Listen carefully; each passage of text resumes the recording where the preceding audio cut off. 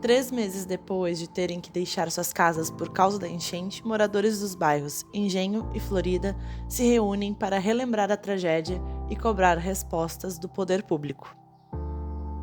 Quando o rio sobe, a água vem, bate no calçadão, forma a onda, passa por cima do calçadão e como não há nenhum tipo de manutenção das ruas, a não ser a patrola, as ruas acabam se transformando em afluentes do rio e a água escorrendo rua, bairro adentro. E chegando na minha casa, eu comecei a perceber que ali também a coisa estava complicando. Por quê? Porque a água não estava entrando pela frente, ou seja, não era a água do rio.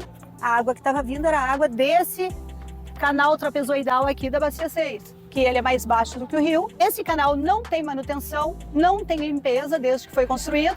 E exatamente nesse ponto aqui, ele tem uma grande obstrução, que é onde vem a água das galerias e encontra a água do rio. Eu ainda estou numa casa alugada porque nem a casa do meu pai, nem a minha tem condições de habitabilidade. E nós já tivemos uma reunião na prefeitura e até agora nada, absolutamente nada foi feito no nosso bairro, a não ser maquiagem de ir lá, patrola uma rua, corta um galho de árvore. Porque no bairro Engenho, além da cheia do rio, nós tivemos outros problemas. Nós tivemos uma intervenção que foi feita por parte do poder público para proteger outros bairros e um loteamento novo. Foi feita uma intervenção que acabou direcionando as águas prioritariamente para o nosso bairro. Tudo isso a gente passou então a conversar, a pensar essas estratégias e fizemos uma audiência pública, fizemos um abraço no bairro, fizemos buzinaço, fizemos hoje essa atividade, uma atividade em que a gente reuniu o povo na praça para conversar, para mostrar as nossas memórias. Nós precisamos reconstruir as nossas casas, reconstruir as nossas vidas, precisamos seguir em frente, mas nós precisamos também lembrar do que aconteceu, para que nunca mais a gente viva a mesma tragédia. Nós continuaremos em ação, em busca de respostas, em busca de estudos. Nós precisamos que sejam feitos estudos técnicos que digam o que pode ser realizado em Guaíba que proteja as nossas famílias.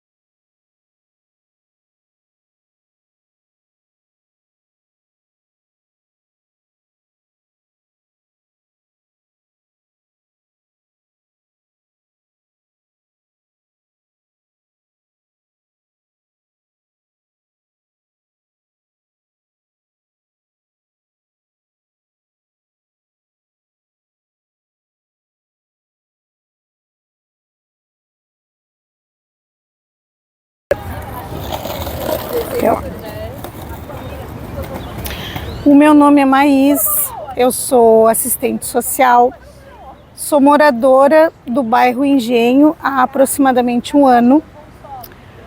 Adquiri essa casa e reformei toda a casa. E no mês de maio, no início do mês de maio deste ano, nós, infelizmente, como todo o Rio Grande do Sul, fomos fortemente atingidos pelas enchentes. Então nós tivemos perdas muito significativas, materiais, perdemos todos os móveis, perdemos livros, perdemos carros, perdemos fotografias e sofremos toda a dor que acompanha essas perdas, todo o abalo psicológico. O nosso bairro, ele foi majoritariamente atingido. A minha situação, ela não é uma situação isolada. Então nós começamos a nos enxergar. A comunidade começou a entender que não se tratava do problema de um vizinho ou de uma vizinha. Se tratava de um problema vivenciado por toda a comunidade. Nós temos um grupo de WhatsApp na comunidade e esse grupo de WhatsApp começou a ser um veículo para a gente poder conversar sobre as coisas que nos aconteceram e também pensar estratégias para que a gente pudesse, além de se enxergar, de partilhar essa dor, pensar ações no sentido de prevenir novas tragédias, porque é assim que a gente pode chamar, nós vivemos uma tragédia, e também ver formas de mitigar os efeitos, caso ocorra uma nova enchente, os efeitos danosos na vida das pessoas. Então nós iniciamos a constituição de um movimento social, nós organizamos uma comissão de moradores e essa comissão tem desenvolvido várias atividades, sempre de maneira democrática, dialogando com os demais moradores, construindo em grupo essas estratégias. Nós já tivemos várias ações. Nós, além de constituir a comissão, nós fizemos uma assembleia com os moradores, nós fizemos uma reunião com os procuradores do município, onde nós levamos essas demandas por respostas sobre o que nos aconteceu, porque no bairro Engenho, além da cheia do rio, nós tivemos outros problemas. Nós tivemos uma intervenção que foi feita por parte do poder público para proteger outros bairros e um loteamento novo. Foi feita uma intervenção que acabou direcionando as águas prioritariamente para o nosso bairro. Nós tivemos também a cheia que veio a partir do rio Jacuí, então, e a do rio Guaíba, a cheia do rio Guaíba. Então nós tivemos essa questão mais específica de haver uma intervenção por parte do poder público que resultou num prejuízo para o nosso bairro. Tudo isso a gente passou então a conversar, a pensar essas estratégias e fizemos uma audiência pública, fizemos um abraço no bairro, fizemos buzinaço, fizemos hoje essa atividade, uma atividade em que a gente reuniu o povo na praça para conversar, para mostrar as nossas memórias, porque nós entendemos que é muito importante que não seja esquecido o que aconteceu. Nós precisamos reconstruir as nossas casas, reconstruir as nossas vidas, precisamos seguir em frente, mas nós precisamos também lembrar do que aconteceu, para que nunca mais a gente viva a mesma tragédia, para que nunca mais a gente tenha as perdas que não são só materiais, como tivemos desta vez. Então a nossa necessidade, eu acho que eu posso falar em nome, eu digo assim que eu fui uma flagelada, passei pelo processo de ser uma pessoa flagelada, eu posso falar em nome dessas pessoas porque senti na carne essa dor e essas dificuldades e assim, sobre as nossas necessidades, num primeiro momento, preservar a vida, quando veio a água, foi muito importante poder resgatar as pessoas, colocá-las em segurança, garantir a alimentação, garantir o atendimento das necessidades mais fundamentais.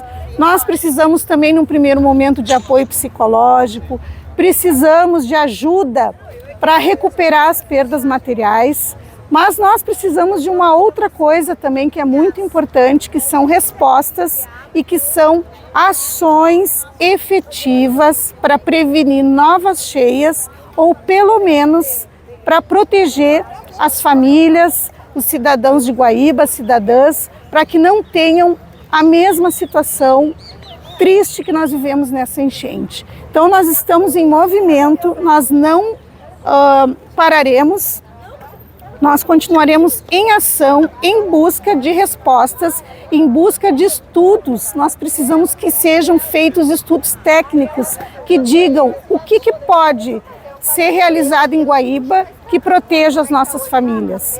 É claro que a gente sabe que isso é uma questão mais ampla, que são as mudanças climáticas, né, que essa situação está inserida num contexto maior. Mas é possível sim ter ações aqui em nível local, em nível regional também com outros municípios, e nós estamos em busca dessas ações e dessas respostas. E estamos juntos. E eu acho que falar sobre a audiência que eles tiveram, audiência pública, tiveram uma audiência, é isso, né? Ou vai ter? Não, vai ter a do... Nós fizemos uma audiência pública onde nós apresentamos toda a cronologia dos fatos, como nós fomos atingidos.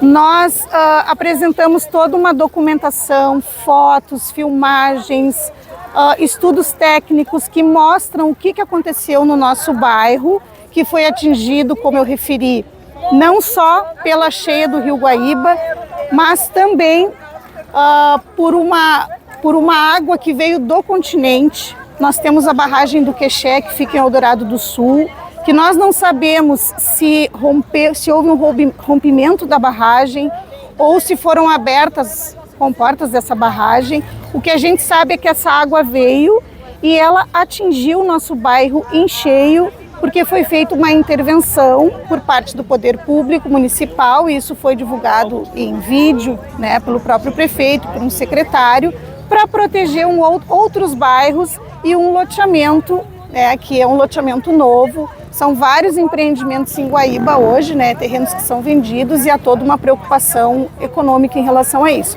Então, essa intervenção acabou resultando no alagamento do nosso bairro antes mesmo da enchente, que depois piorou ainda mais a situação, né? Então, isso tudo foi discutido na audiência pública.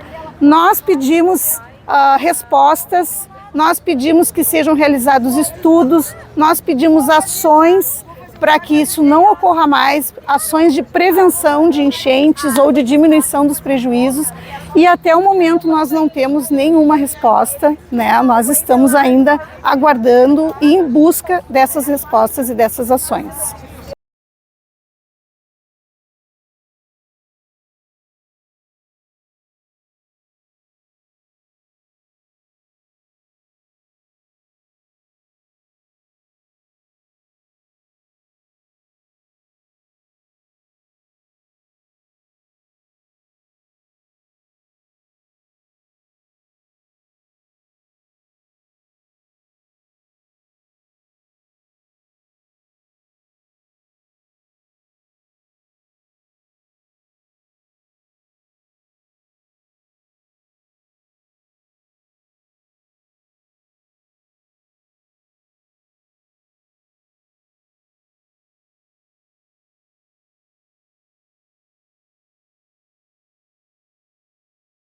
É isso aí, depois eu vou editar, então não tem isso certo. A gente pode te apresentar e falar.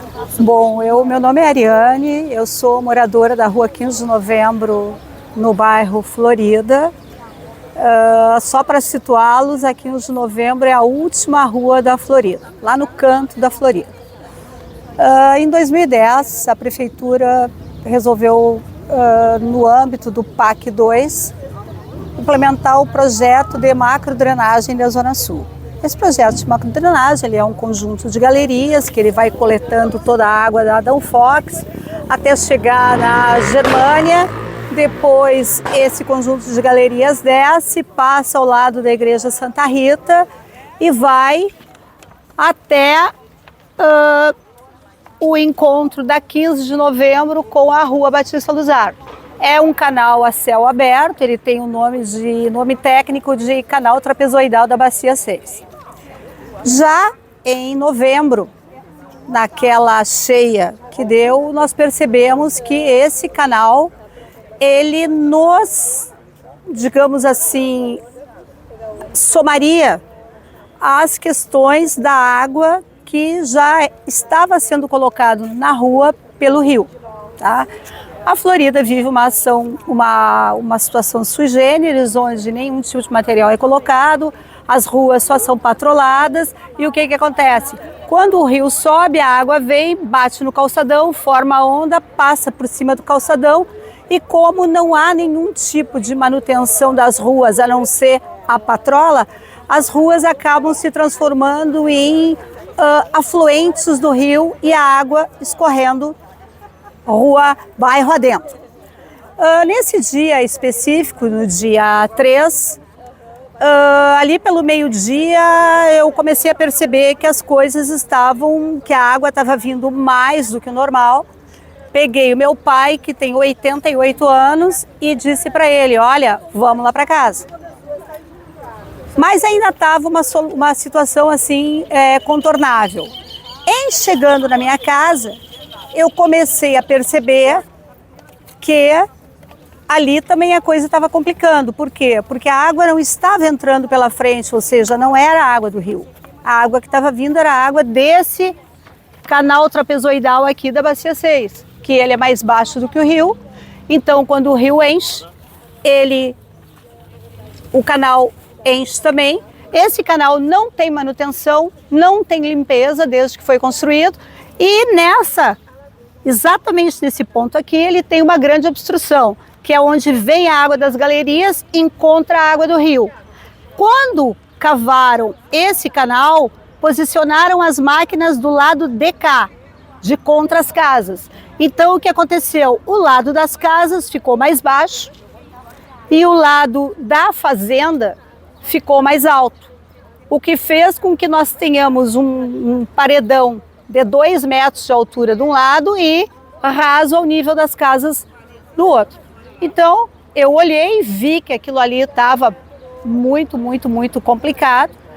Lá na esquina ainda estava numa situação razoável. O que eu fiz? Como eu vi que na minha casa também ia entrar água por esse canal, eu resolvi pegar meu pai, tirá-lo e fomos procurar segurança num hotel. Ok. Quando chegou ali pelas 9 da noite, a minha vizinha me liga. Olha, tá entrando muita água, mas muita água pela parte dos fundos. Os meus drenos estão colocando água para dentro, né? E aí ela me disse, os teus também devem estar. Aí o rapaz que trabalha com elétrica para mim foi lá olhar e me disse, olha, ele foi ver a questão do meu portão, do motor do portão, e ele me disse, olha, teu pátio já está alagando.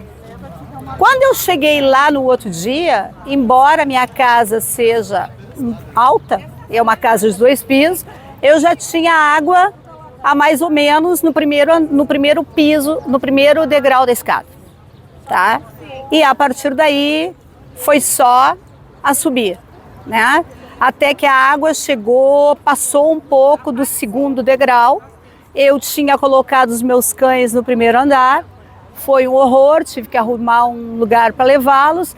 Lá no meu pai, que é uma casa térrea, mais perto do rio, eu entrava lá, eu tinha água no peito.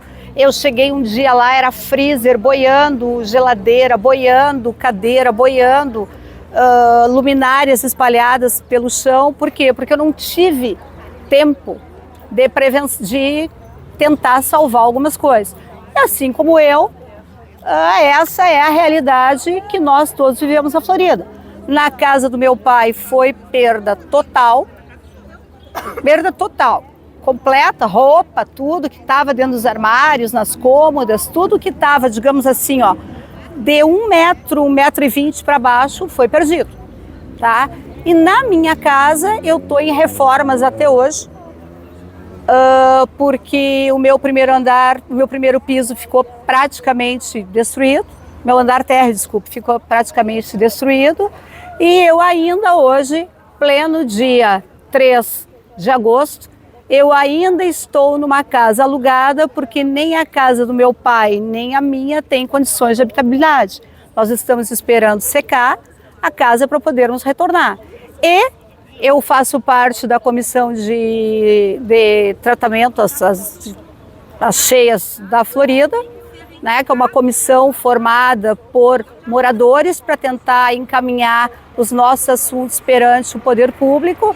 E nós já tivemos uma reunião na prefeitura e até agora nada, absolutamente nada foi feito no nosso bairro, a não ser maquiagem de ir lá, patrola uma rua, corta um galho de árvore, mas nisso aqui, ó, nesse canal, que é isso aqui, que nós precisamos resposta, que nós precisamos proteção e que nós precisamos de que seja efetivamente tratado, porque isso aqui também tem uma particularidade.